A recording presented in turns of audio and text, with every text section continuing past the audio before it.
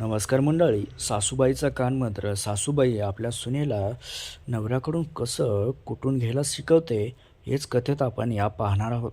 मित्रांनो, या कथेचा हा पहिला भाग आहे. अनेक भाग आहेत पाहण्यासाठी तुम्ही चॅनलला सबस्क्राईब देखील नक्की करा. तर चला नवीन कथेला सुरुवात करूया. शालिनीबाई अस्वस्थतेत आपल्या मुलाची वाट पाहत होत्या. त्यांचा मुलगा सुरेश 2 दिवसापूर्वी आपल्या बहिणीकडे राखीसाठी गेलेला होता. त्याची मोठी मुलगी रमा लग्न होऊन गावातच आलेल्या आपल्या सासरी होती. तिच्या लग्नाला आता 3-1 वर्ष झाली होऊन गेली होती. आता शालिनीबाईला पण नातवाचे वेध लागले होते, पण तिच्याकडे तशी काहीच हालचाल नव्हती. मागच्या महिन्यात ती 2 दिवसासाठी माहेरी गेली होती, तेव्हा पण ती जरा नवऱ्यावर वकवकलीच वाटत होती. शालिनीबाईने खोदून चौकशी करण्याचा प्रयत्न केला, पण तिने दाद लागू दिली नव्हती. आता आपल्या मुलाला राखीसाठी तिच्याकडे पाठवताना त्यांनी त्याला हीच माहिती काढायची कामगिरी दिली होती. नीट बघायला सांगितले होते. पण रमाचा संसार चांगला चालला होता. जावई एका मोठ्या कंपनीत कामाला होते. त्यांचा जॉब परमनंट होता आणि पगारही चांगलाच. घरात कलर टीव्ही, वॉशिंग मशीन इत्यादी गोष्टी होत्याच. परत राहता फ्लॅटही जावयाच्याच मालकीचा होता. जावई स्वभावाने चांगलेच, तसे रसिक रंगेल होते. बायकोला छान छान साड्या वगैरे कपडे वगैरे आणायचे. एकूण ती सुखी म्हणायला हरकत नव्हतं. आता पाळणा हलायला पाहिजे. पहिले वर्षभर तिला त्यांनी टोकले तेव्हा रमा म्हणाली की हे म्हणतात की इतक्यात नको. त्यांचं प्लॅनिंग चाललं होतं. आता स्थावर झाले होते. गेल्या काही महिन्यापासूनच त्यांनी मुलीच्या मागे मूल होऊ देण्यासाठी लकडा लावला होता. आसपासचे आणि ओळखीचे लोकही आडून पाडून चौकशी करायचे. त्यांना उत्तर देता देता त्यांची पुरेवाट होई. मागच्या वेळी ती जेव्हा माहेरी आली होती तेव्हा त्यांच्या मनात शंकेची पाल चुकचुकली. रमा एकदा सहज म्हणाली होती की जावयांना वेळीच कुठे असतो हल्ली. म्हणजे त्यांना बायकोला जवळ घेऊन ते करायला वेळच मिळत नाही की काय. दुर्लक्ष करतात म्हणे. आता आपण लक्ष द्यायला हवं असं त्यांना वाटत होतं. मुलीच्या संसारासाठी काहीतरी करायला हवं असं त्यांना वाटलं होतं. बऱ्याच वेळानंतर संध्याकाळी त्यांचा मुलगा सुरेश घरी परतला. घरात आल्याबरोबर तो हातपाय धुवायला लागला आणि शालिनीबाईने चहा टाकायला ठेवला. तो कपडे बदलून बाहेर आला तोवर चहा झालेलाच होता. चहाबरोबर थोडी बिस्किट ठेवून त्याने कपबशी सुरेशच्या हातात दिली. त्याने एक गोट घेताच वाह म्हणत पसंती जाहीर केली.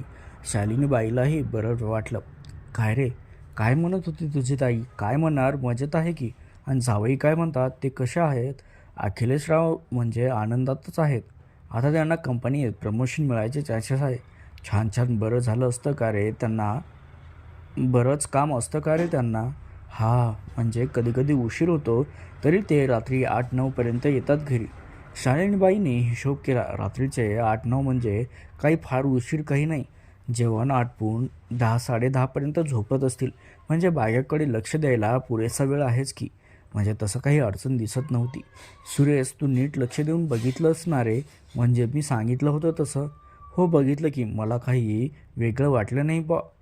नाही म्हणजे त्यांच्यात काही भांडण वगैरे तर नाही ना? जावई नाराज तर नाहीत? तसं मला काही सिरियस वाटलं नाही. म्हणजे भाजीत मीठ कमी असलं तर ते ताईला बोलतात किंवा एखादी गोष्ट मागितल्यावर मिळाली नाही तर आवाज चढवतात. पण तसं तर चालायचंच की. तसे तर आपले दादा पण तुला बोलतातच की. दादा म्हणजे मिस्टर शालिनीबाईचे, सुरेशचे वडील. ते पण रागवले की खूप बोलायचे, पण तर किंचितच व्हायचं. आणि शालिनीबाईंना ते कसं हँडल करायचं हे चांगलंच माहीत होतं. हा म्हणजे परवा जिजाजी आणि ताईचं रात्री कडाक्याचं भांडण झालं आणि ते बाहेर हॉलमध्ये बसून माझ्या बाजूला दुसऱ्या सोफ्यावर झोपले. बराच वेळ ताई आतून बडबडत होती. आता शालिनीबाईने कान टवकारले. बेडरूममध्येच भांडण? हा, म्हणजे काहीतरी गडबड होती खास. काय म्हणत होती सर ती? म्हणजे कशावरून झालं होतं? अगं आई गं, खरं सांगू, मला एकतर झोप येत होती आणि बेडरूमचं दार बंद होतं. मला काही नीट ऐकू येत नव्हतं. सकाळी मी विचारलं जिजाजींना काय झालं म्हणून, पण ते नुसतेच हसले. तुला नाही कळणार म्हणाले. पण नंतर दुसऱ्या दिवशी मी ताईला चांगले वागत होते तेव्हा बोलताना दिसले. संध्याकाळी आम्हाला दोघांना बाहेर चाट खायला घेऊन गेले. ताई खुश झालेली होती. म्हणूनच तर मला काल येता आलं नाही. आणि आज ताई इडल्या करणार होती, त्यासाठी थांबलो होतो. काय मस्त सांबार केला होता ताईने. मी तर मस्त ओरपला. दुपारी ताणून दिली होती. संध्याकाळी उठलो आणि चहा पिऊन निघालो बघ. म्हटलं तू वाट बघत असतील. बरं केलंस तू. ठीक आहे. शालिनीबाई उठल्या आणि आत जाऊन विचार करू लागल्या. अखिलेशराव म्हणजे सुरेशला तुला नाही कळणार, यात काही गोम होती खास. अधिक तपास केला पाहिजे. चहा संपून सुरेश गेला कट्ट्यावरच्या मित्रांना भेटायला. रात्री शालिनीबाईचे मिस्टर जरा लाडात होते. हल्ली तसं लाडात येणं कमीच झालं होतं. कधीतरी 2-3 महिन्यातून एकदा त्यांना लहर यायची. शालिनीबाईंना पण नाही म्हणता आलं नाही. विचाराच्या तंद्रीत त्यांनी कंबर उचलली. त्यांनी चिंडी काढून घेत त्यांचा फोदा चोळायला सुरुवात केली. पण आज काही ती ओली होत नव्हती लवकर. मिस्टरांना पण ते जाणवले. शेवटी त्यांनी त्यांच्या मांड्यात तोंड खुपसले आणि दाण्यावर जीभ टेकवली. तेव्हा शालिनीबाई भानावर आली. काय गं, कसं करता हो तुम्ही? जरा हळू की. आज तुझं लक्ष दिसत नाही. कुठे हरवली आहेस इतका वेळ? त्यांनी आता दाण्याला जीभ लावत छेडायला सुरुवात केली. एक उत्तेजनाची लहर अंगातून दौडत होती आणि शालिनीबाई बाकीचं सगळे विसरून आता त्यांचा फोदा पाजरू लागला. ह्या आता वर तुम्ही, असे म्हणत त्यांनी मिस्टरांना वर ओढले. हात घुसत त्यांनी खोलपर्यंत त्यांचं घुसळलं. आहा, आज पण तुझा फोदा तेवढा रेशमी आहे ग. अहो, आता काय राहिले तिच्यात? एकतर एवढ्या वर्षात तुम्ही चोळामोळा करून टाकले तिचा. मग मी ठोकणारच होतो. सोडतोय का तुला? अगदी 60च्या वर्षीसुद्धा माझं शेवणं तुझ्या फोद्यात चोळामोळा करून टाकेल. हे ऐकून शालिनीबाईला हसूच आलं.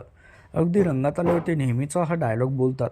यानंतर जोरदार 5-6 फटके हाणतात ते गळून जातात आणि बाजूला पडतात. पण शालिनीबाई अजूनही तापलेल्याच होत्या. त्यांचं समाधान अजून व्हायचं होतं. त्यांचा फोदा अजून आक्रोशत होता. तिला अजून एकदा शेमण्याचं कुटून घ्यायचं होतं. परत एकदा नवऱ्याला चेतवायच्या इराद्याने त्यांनी शालिनीबाईंनी त्यांच्याकडे वळत कूस बदलली. त्यांचा बनियन वर सरकत त्यांची आंब्यावरून बोटे फिरवली. त्याबरोबर शालिनीबाई सुद्धा कूस बदलत त्यांच्याकडे तोंड केलं आणि शालिनीबाईंना जवळ ओढत एक ओलसर खोलवर असं एक मुका घेतला. शालिनीबाईला आता त्यांच्या छातीवर चेहरा घुसळत बोलायला सुरुवात केली. दोन्ही बाजूला सरकत नवऱ्याचे जे बोंड होते ते ओठांनी छेडले. पूर्वी असे केले की त्यांचं शेमणं पटकन उठायचं. पण त्यांना नवऱ्याच्या शरीरात काही सळसळ जाणवली नाही.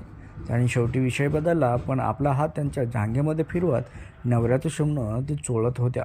अहो, मला रमाकडे काही गडबड वाटते. तिचं काही ठीक दिसत नाही. झाटामधून आपले बोटे फिरवत त्या म्हणाल्या, काय झाले तिला? तब्येत बरी नाही काय? त्यांनी आता शालिनीबाईच्या पाठीवरून हात फिरवत तिच्या झांपडचे हुक खेळायला सुरुवात केली. हा त्यांचा आवडीचा खेळ होता आणि ते आता त्याच्याकडे पूर्ण लक्ष देत त्यांची निशाणी होती. शालिनीबाईंनी अधिकच जवळ सरकत बोलायलाही सुरुवात केली.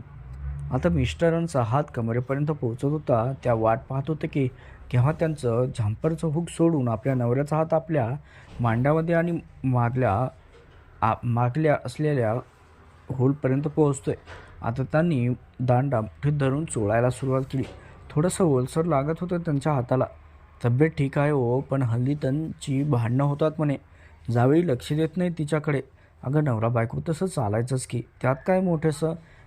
ते दोघे बघून घेतील. होईल सगळं ठीक आपोआपच. अहो, आता त्यांनी मुलीचा विचार नको का करायला? सगळे लोक विचारत असतात. तिला डॉक्टरकडे घेऊन जा असं सुचवतात. अगं, होईल ग. काय घाई आहे? अजून 3-1 तर वर्ष झाली असतील लग्नाला त्यांच्या. आणि मला काही प्रॉब्लेम आहे वाटत नाही.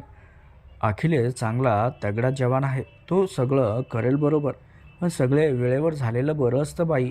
आपलं कसं झालं? त्यांनी पण आता फार वाट पाहू नये. हल्ली रात्रीची भांडणंच होतात आणि अखिलेशराव बाहेर हॉलमध्ये येऊन झोपतात. त्यांच्यात काही टेन्शन आहे असं वाटतंय. अगं, काही काळजी करू नकोस. जरा बोर झाले असतील. कंटाळवाणा आला असेल त्यांच्या आयुष्यात.